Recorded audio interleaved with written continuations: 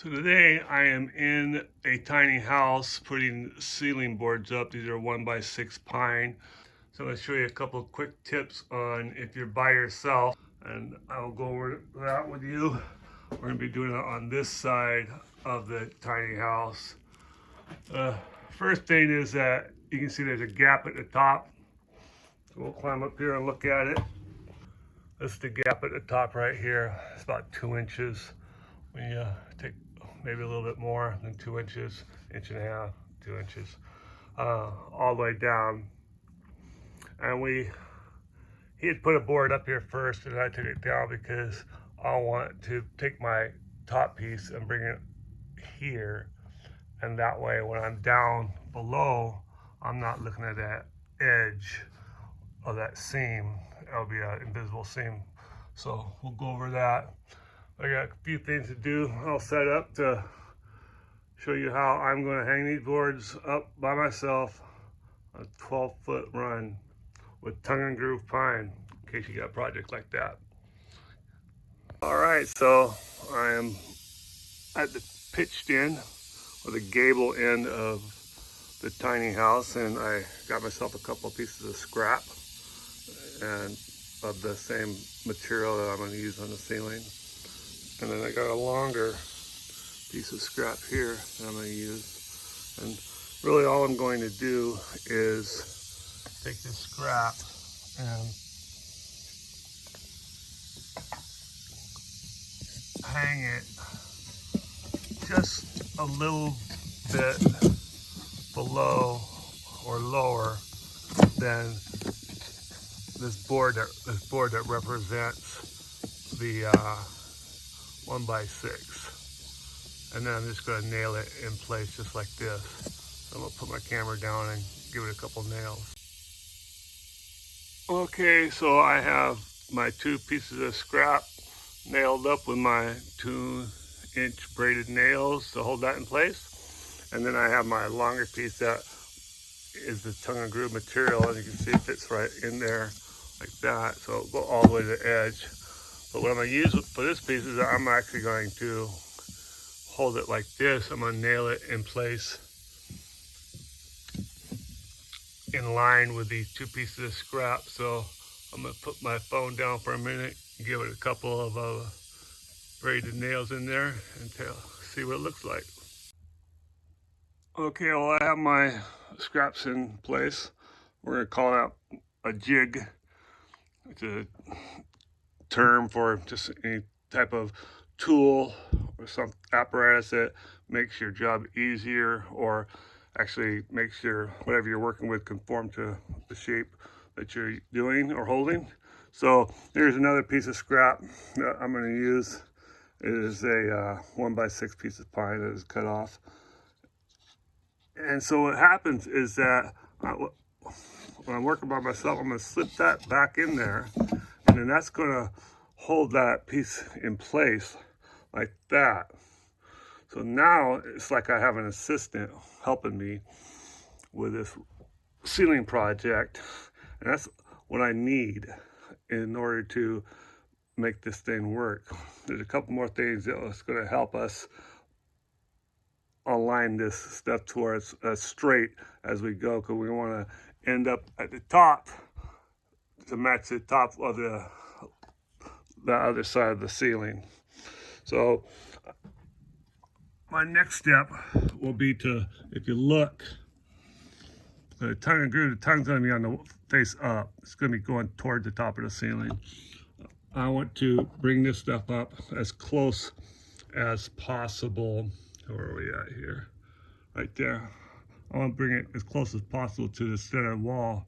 So I'm going to cut an angle onto that female edge of this part, the groove edge, at the 30-degree angle, and that will let me butt up the piece right up against there, nice and tight. So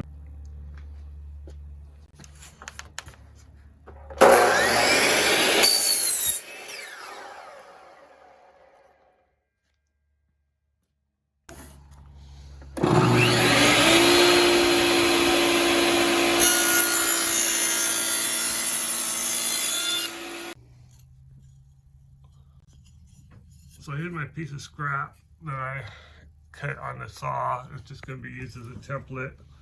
So I can kind of show you here where it's going to fit up against this ceiling, and then I'm going to bring it down to where it's going to fit right up against like that, or plate that it's flush with it. Now the reason I did this is because if this wood shrinks at all, and I have the wood here, I have the wood on the ceiling, I have the wood on the wall, if there's any shrinkage at all, the possibility of having a gap might occur. So removing that edge or bringing that closer will reduce that to about 0 as far as the ceiling is concerned.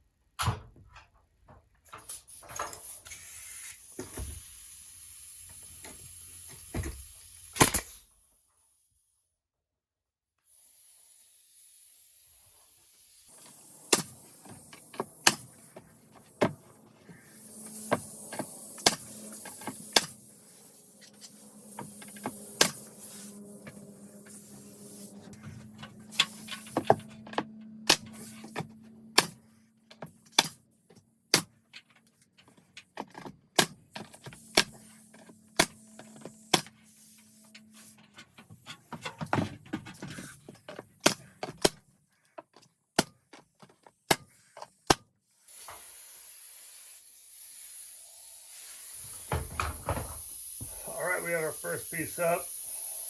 The benefit of leveling this out, I didn't mention before, was that on my nail here, when I bring that this finishing piece up here, this nail will be blocked, and so I don't have to fill it. I still have to fill the nail on this last piece, but at least it saves me one row of nails that doesn't need any fill. And you can see how tight of a fit this is all the way down, so you have it, I know it's nice and straight. Our second piece is going to require a additional jig we'll go over.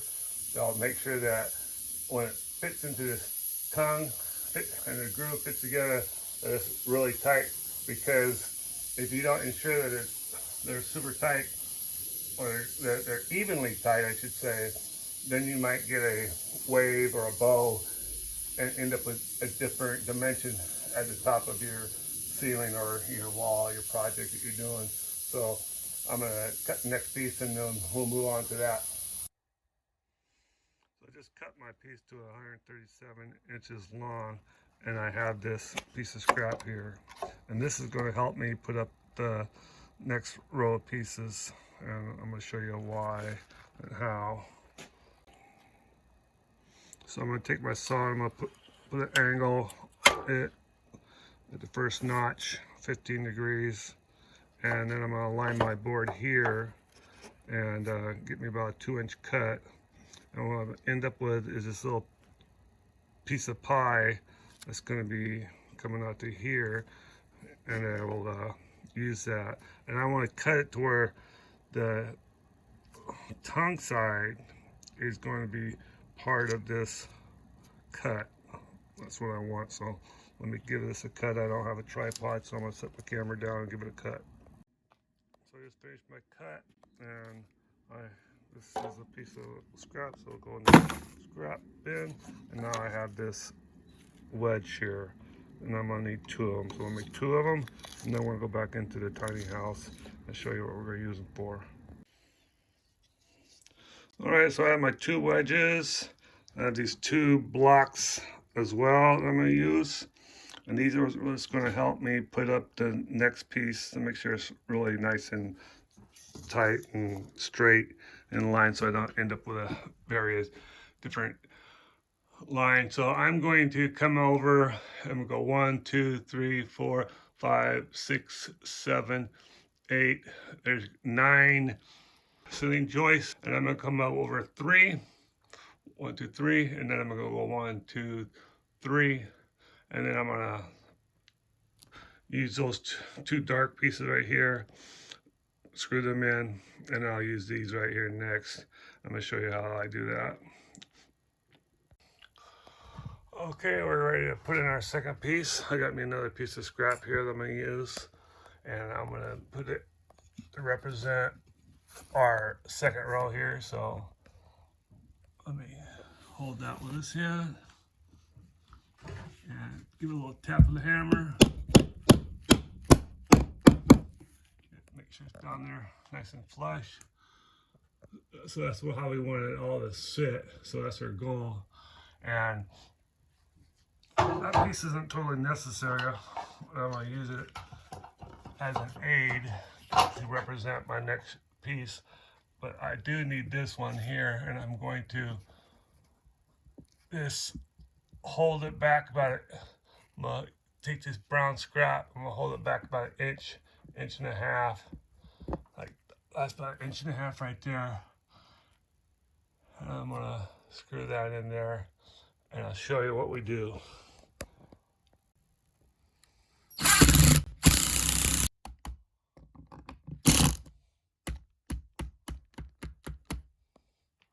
got that in there like that. That's good. I'm gonna go put my second one in down there.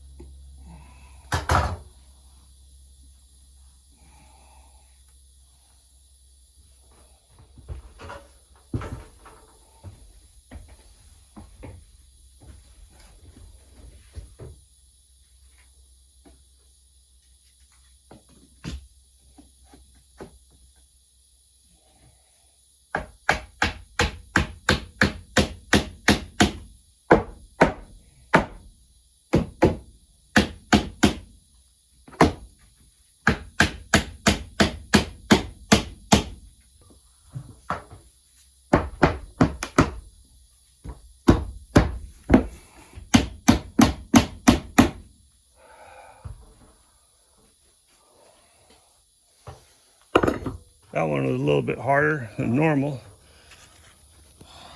Sometimes the first course is. But you can see what I've done. I want this to be a nice tight fit right here, all the way down so that is even. In order to do that, sometimes you need some more pressure. Because once you nail it, it is what it is. So again, I put my little piece of scrap hardwood up here, left a gap, made sure it was loose enough where it would conform to the shape of my wedge. The wedge is from the scrap piece of material of the cut off end of this board, in which I kept the groove in and made the wedge out of. And I used 2 of them, one there and one here, kind of evenly spaced over the board, so I can figure I've got semi-equal pressure against that board. And now I can nail this board with confidence that I'm going to have a straight edge along this right here. But I'll continue to move these blocks up the ceiling as I go, so I can ensure the same process is followed and end up with a uniform ceiling one.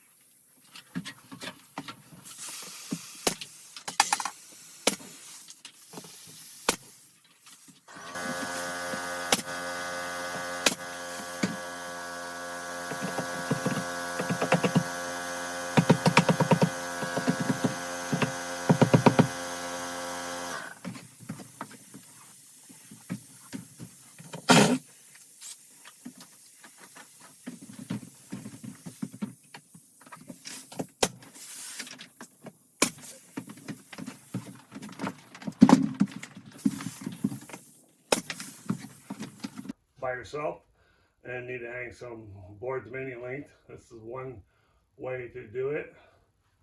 Most importantly though is to, obviously be safe, but to make sure that everything lines up. You have a good starting point that you're happy with, and that you keep everything tight, and don't start nailing until you're sure that gap is consistent all the way down.